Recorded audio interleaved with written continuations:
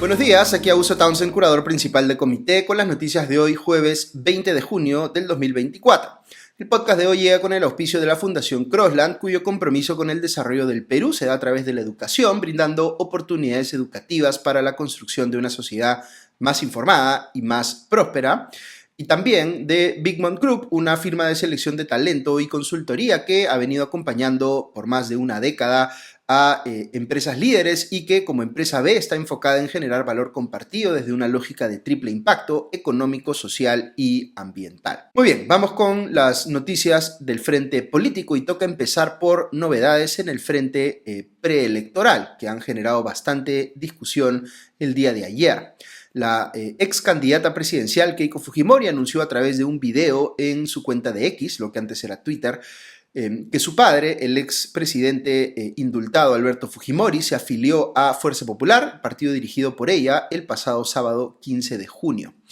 El video muestra a una sonriente Keiko Fujimori calificando a su padre como el líder fundador del Fujimorismo y señala que con esta inscripción Alberto Fujimori, la expresión es una cita textual, toma su lugar en Fuerza Popular. Como sabemos, Fujimori fue excarcelado el 6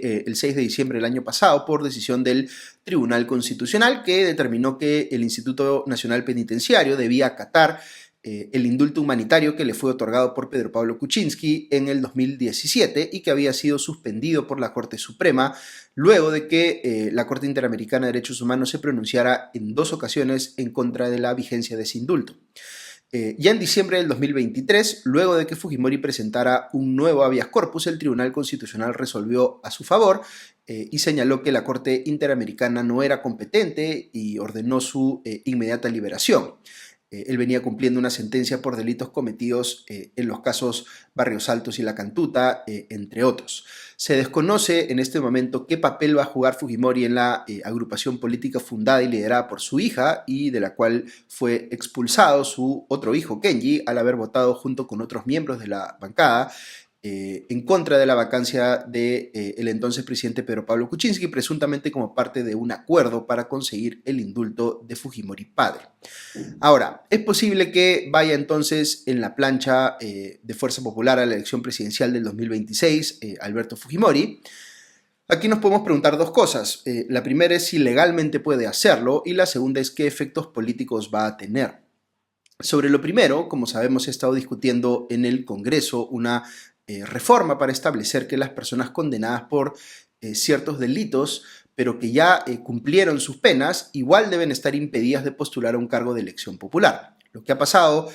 últimamente con esta propuesta es que Fuerza Popular ha introducido modificaciones a su texto para que el impedimento solo alcance a un número reducido de delitos, lo que tendría como consecuencia práctica que impediría la postulación de Antauro Humala, pero no sería un problema para Fujimori, porque los delitos por los que éste ha sido sentenciado justamente se han excluido por intervención de Fuerza Popular.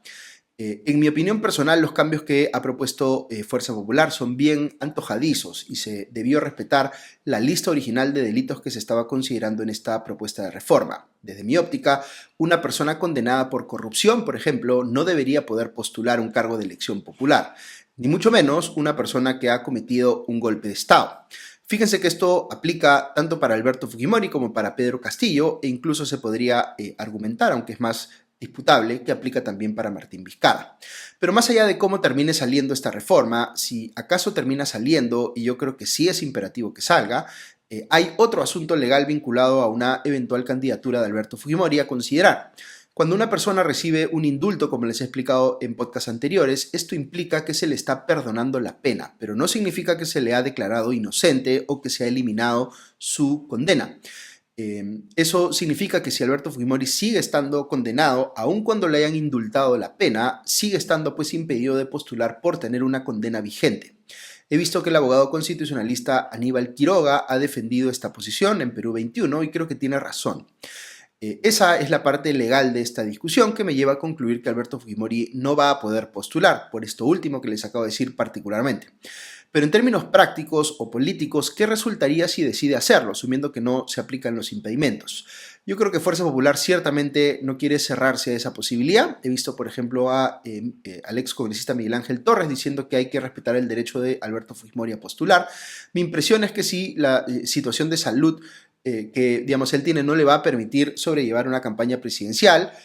pero su partido igual quiere transmitir la idea de que sí va a poder hacerlo. Aquí se están contradiciendo ellos mismos porque, recordemos, la justificación humanitaria del indulto que le fue concedido a Fujimori es que su salud estaba resquebrajada y, digamos, por eso era necesario que lo excarcelaran para que pasara sus últimos días con sus nietos en la tranquilidad de su hogar. Si Fujimori puede aguantar una candidatura presidencial, entonces al menos las razones humanitarias para justificar su indulto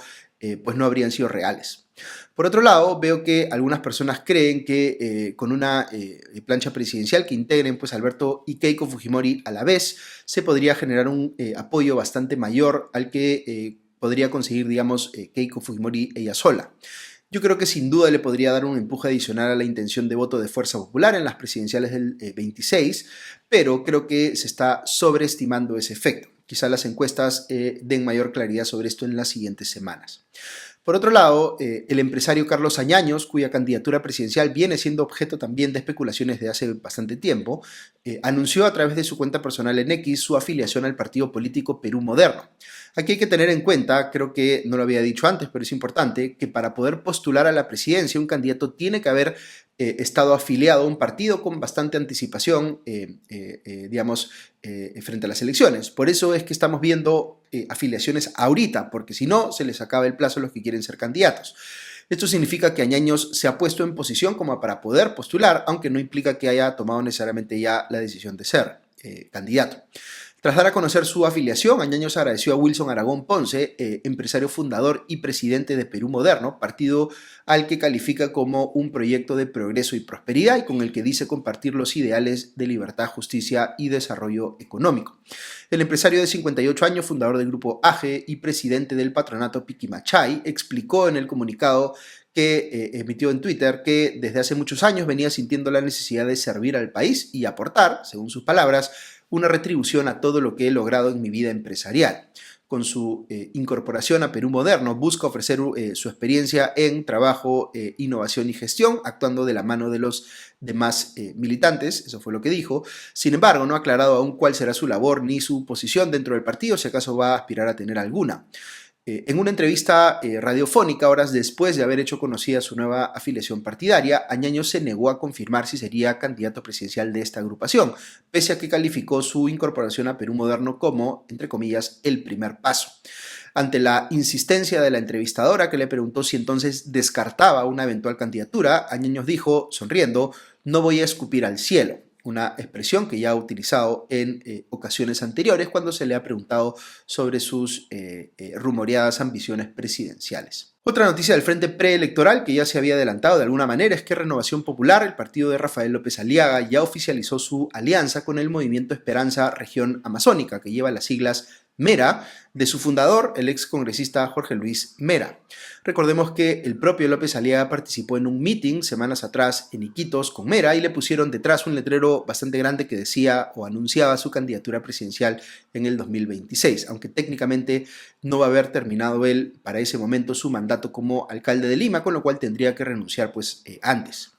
Tengan en cuenta también que como existe en los movimientos regionales la preocupación de que el Congreso vaya a eliminarnos con la reforma que se ha planteado en ese sentido, ya tienen que ir aliándose con partidos nacionales para no quedarse sin poder competir en las elecciones del 2026, año en el que, como sabemos, hay elecciones presidenciales y congresales, pero también elecciones subnacionales. Otro asunto, en estos días se viene especulando mucho sobre quién podría ser el próximo presidente o presidenta del Congreso. Esta es una pregunta que tiene una relevancia particular, porque en una situación en la que el presidente de la República en funciones no tiene vicepresidentes, como es el caso de Dina Boluarte, la siguiente persona en la sucesión constitucional, como ya hemos aprendido en los últimos años, si es que algo fuera a pasar con Dina Boluarte, es quien sea que esté presidiendo el Congreso en ese momento.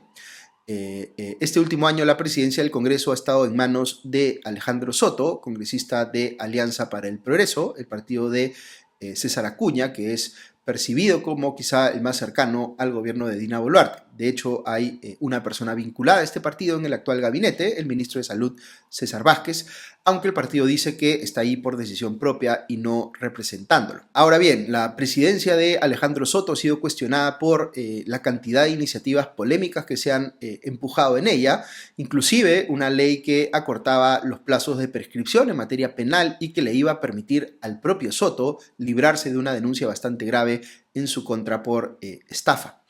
Pero ¿quién se alista para suceder a Soto en la presidencia del legislativo? Pues las principales cartas en el bolo, según se especula, son otros congresistas de su mismo partido, de APP. Una posibilidad es Lady Camones, quien antes fue elegida para ese cargo, pero tuvo que dejarlo por un escándalo vinculado a un audio suyo con César Acuña. La otra posibilidad es Eduardo Salguana, congresista por Madre de Dios, de APP también, a quien se ha vinculado con el negocio de la minería ilegal en dicha región.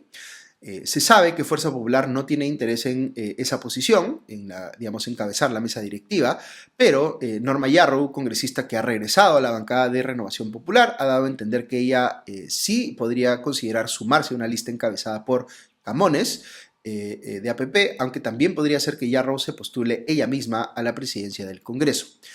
Una cosa que señala El Comercio en su cobertura de este tema es que ya no resulta tan probable que Perú Libre esté en esa mesa directiva, la que venga, junto con APP y con Fuerza Popular, como lo ha estado este último año, pero que sí se estaría tentando a Podemos Perú de José Luna Gálvez para que la integre con algún representante. Cabe recordar que Podemos Perú estuvo recientemente en los medios porque se conoció que estaba aliándose con una agrupación de políticos de izquierda como el ex Perú librista Roger Nájar y el ex abogado de Vladimir Cerrón, Raúl Noblecilla. Ok, cambiando de tema, se ha discutido bastante ayer en las redes sociales sobre un audio que dio a conocer el programa La Encerrona, en el que se escucha decir a alguien que es identificado como el ministro del Interior, Juan José Santibáñez, a la persona con la cual estaba hablando, que le diga a un tercero, al que se refiere como el DOC, que, entre comillas, controle al periodista fundador de La Encerrona, Marcos Cifuentes, por las críticas que le estaba haciendo a su gestión. No se entiende bien el contexto ni quién es el interlocutor, pero parece que el ministro Santibáñez estuviese buscando censurar o coaccionar de alguna forma al periodista en cuestión por intermedio de este tercero, que no se identifica. Santibáñez ha salido de momento a decir que no reconoce como verdadero a este audio, que él no se expresa de esta manera y que se le está difamando. Cifuentes, en cambio, ha insistido en la veracidad del audio y dijo que ha estado circulando en chats policiales desde hace algunas semanas. Es importante que eso se esclarezca porque, más allá de quién sea el periodista involucrado, si está más cercano o más lejano de las posiciones que uno pueda tener, es pues bien cuestionable que un ministro del Interior, que tiene control sobre la policía y a su disposición recursos para hacer espionaje, esté buscando, entre comillas, controlar a periodistas. Lo que exculparía en este caso a Santibáñez es que él pueda acreditar mediante una pericia que el audio en efecto es adulterado. Sin embargo, veo en La República que ha salido Miguel Pérez Arroyo, el abogado del coronel Harvey Colchado, suspendido jefe de la DIVIAC, a decir que el audio de Santibáñez es real, según la información que él tiene, y que la persona a la que se refería como el DOC es precisamente Colchado, que aparentemente no se sabe si el propio supuesto interlocutor de Santibáñez o algún otro personaje vinculado a la policía, según parece, le pasó este audio al propio Colchado y le dio a entender que hay algunos más. Una última noticia que menciono rápidamente es que ha aparecido una denuncia contra el actual ministro de Salud, César Vázquez, que señala que su cuñado, José Horna Vigil, el hermano de su esposa, fue contratado por este gobierno con una orden de servicio de 30.000 soles en la Autoridad para la Reconstrucción con Cambios. Está adscrita a la PCM. Pese a que está legalmente impedido por su vinculación con Vázquez. Denunciado el hecho en América TV y Canal N, el ministro Vázquez ha salido a decir que recién su cuñado, que tenía contratos con el Estado desde antes, ha caído en cuenta de que no podía hacer esto que estaba haciendo y a que ha dejado ese contrato supuestamente sin haber cobrado el dinero comprometido. Es creíble que Horna Vigil no haya sabido que no podía contratar con el Estado, es algo que hizo quizá a sabiendas o con intervención incluso del ministro Vázquez, pensando que no lo iban a detectar, pues saquen ustedes sus propias conclusiones. Muy bien, eso es todo por hoy. Espero que todos pasen un buen día. Un agradecimiento nuevamente también a nuestros auspiciadores, la Fundación Crossland y Big Mom Group. Que todos estén muy bien y ya nos escuchamos el día de mañana. Adiós.